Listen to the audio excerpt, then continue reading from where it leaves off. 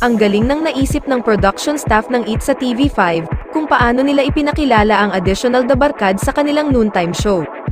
Ipinakilala na nila ngayong September 23, 2023, Sabado ng tanghali si Atasha Mulak bilang bagong miyembro ng Legit The Barkad sa Eat. Ipinakilala na sa Eat si Atasha Mulak bilang host. Na-surprise ang lahat ng Legit The Barkads nang ipakilala ni Ellen from Hollywood at ng family nito na sina Mommy Jaucie, Papa Ethan, Lola Belen, at Nani Nina ang kanilang youngest family member. Sila yung characters na kasama sa segment na Game 5, Laro ng Mga Henyo, na napapanood lang sa screen. Shook ang viewers sa studio and live streaming nang lumabas on stage ang dalagang anak ni Aga Mulak at Charlene Gonzalez. Siya pala ang younger sister kunwari ni Ellen from Hollywood. Kaloka, akala nila character lang din sa screen ang ipakikilalang youngest family member, pero totoong tao pala at napakaganda.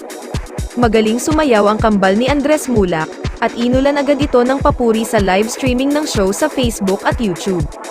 Nakaka-good vibes daw ang ganda ni Atasha, marami ring nagkomento na pinaghalong Maha Salvador at Christine Hermosa ang beauty nito.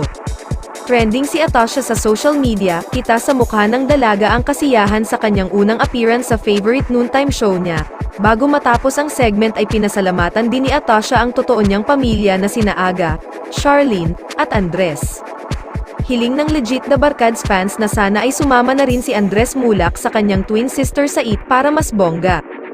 Pwedeng pantapat ng Tito Soto, Vic Soto, at Joey De Leon noontime show sa kambal na sina Mavi at Cassie Legaspi ng Eat Bulaga, Kapuso noontime show ang kambal na anak ni Aga, Charlene.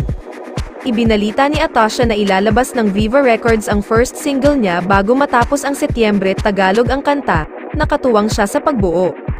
Lately lang natutunan ni Atasha ang pagsasayaw. Parehong mahusay sumayaw ang parents niyang sina Aga at Charlene, pati ang kakambal niyang si Andres, kaya na-enjoy niya ang pag-aaral niyon. 10 years old pa lang si Atasha ay pangarap na niyang mag-artista. Ipinangako niya kina Aga at Charlene na magtatapos muna siya ng college, which she did with honors, bago siya mag-showbiz. Hindi niya ikino-close ang possibility na sumali rin siya sa beauty pageant gaya ng kanyang mom. Nagpasalamat din si Vic Soto sa sinasabi nilang adoptive parents ni Tasha dito sa Eat na sina Aga at Charlene, ani Bossing Vic, Aga and Charlene Mulak. Thank you, and to your Lola, thank you for the trust, and congratulations on your graduation.